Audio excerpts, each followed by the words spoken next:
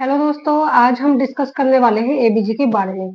देखिए, एबीजी उन लोगों को बहुत अच्छे से पता होगी जो कि आईसी में वर्किंग है और इमरजेंसी में वर्किंग है। तो उन लोगों को पता है इसके क्या मायने होते हैं, कितनी ज्यादा ये इम्पोर्टेंट होती है। तो आज हम देखना सीखेंगे कि एबीजी होती क्या है और कैसे हम डायग्नोज बनाते हैं।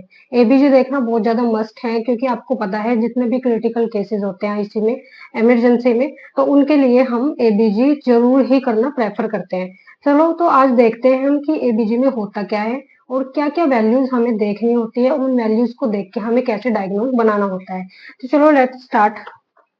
तो देखो, जैसे कि आप देख रहे हो कि why ABG is important. ABG क्यों इम्पोर्टेंट है, सबसे पहले हमें ये पता होना चाहिए। हम किसी भी पेशेंट की एबीजी थोड़ी कर सकते हैं।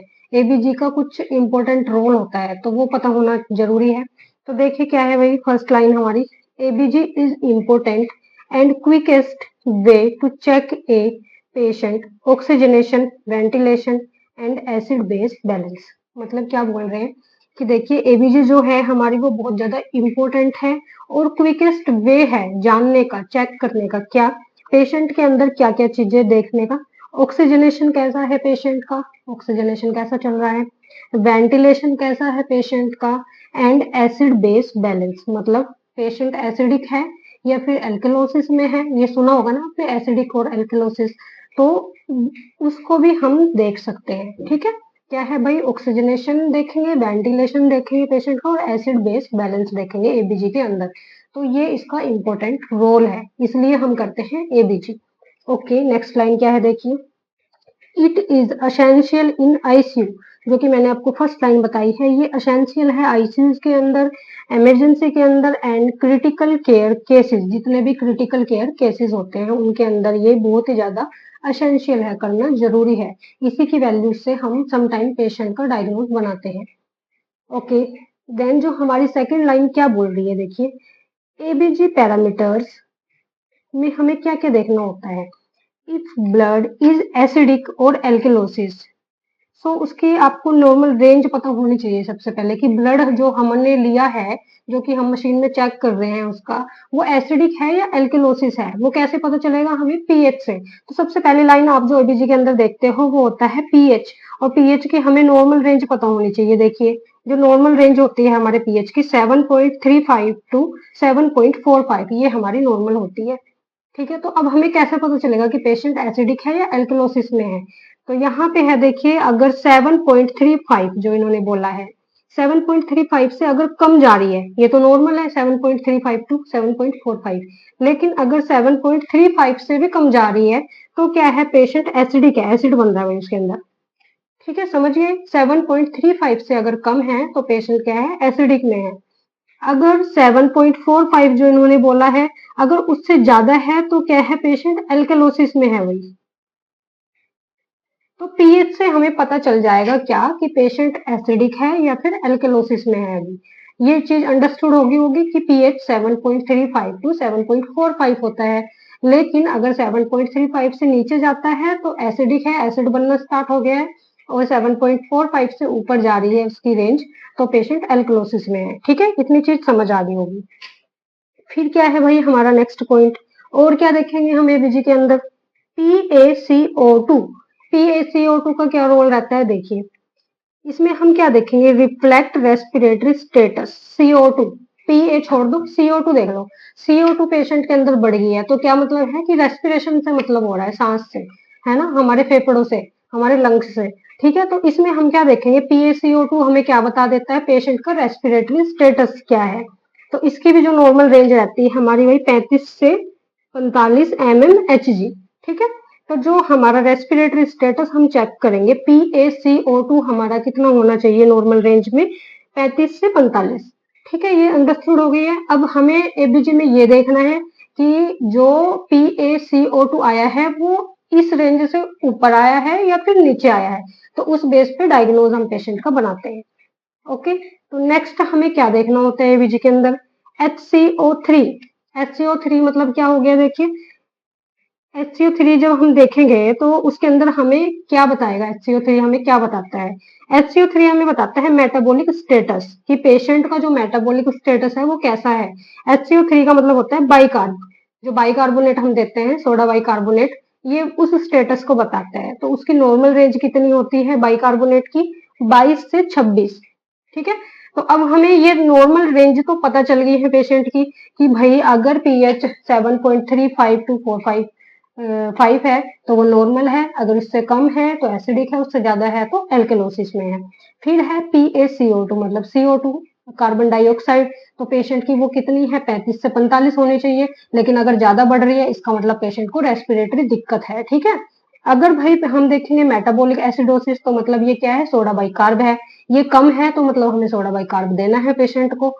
फिर एक लास्ट लाइन हमारी और होती है, वो क्या देखते हैं हम उसमें? PaO2 या SaO2 आप देखोगे एबीजी के अंदर, उसमें लिखा होता है PaO2 आप देखोगे, तो ये बताते हैं हमें ऑक्सीजनेशन लेवल कितना है पेशेंट का। ठीक है, तो ये 4-5 चीजें देख के हम पेशेंट का डायग्नोज तय कर सकते हैं कि पेशेंट इस चीज में है। और वो एक अलग चीज हो गई कि कैल्शियम पता होना चाहिए, मैग्नीशियम पता होना चाहिए, उनकी तुम्हें नॉर्मल रेंज पता होनी चाहिए। और एबीजी में जब तुम देखोगे कि ये नॉर्मल रेंज में है या फिर कम है या ज्यादा है, तो वैसे ही हम उसकी करेक्शन कर लेते हैं, वो चीज तो आप कर ही लोगे। ठीक है, फिर है अब हम स्टेप बाय स्टेप समझते हैं एबीजी को करके। देखिए, जो हम पीएच चेक करते हैं वो एसिडिक और एल्कलोसिस के लिए चेक करते हैं। PaCO2 जैसे कि मैंने बताया है कि रेस्पिरेटरी स्टेटस चेक करेंगे हम, कोई इशू तो नहीं है। चेक करेंगे हम उसका बाइकार्ब की मेटाबॉलिक इशू है या नहीं। लास्ट में हम बात करेंगे चेक फॉर कंपोजिशन कि क्या अदर सिस्टम एडजस्टेबल हो रहा है या नहीं। एंड असेस करेंगे ऑक्सीजनेशन लेवल जो हम PaO2 से करते हैं एंड SaO2 से। देन अब मैं आपको सिखाऊंगी एक एबीजी जो कि मैं इस पे दिखा रही हूँ आपके स्क्रीन पे, तो आप वो देखो आप उससे क्या स्टेटस बना सकते हो। देखिए, जो हमारा पीएच है वो इसमें दिया है 7.25, तो मैंने नॉर्मल रेंज कितनी बताई थी? 7.35 टू 7.45, तो 7.25 है ये, तो ये क्या है भाई? कम है, मतलब एसिडिक है पेशेंट, है ना।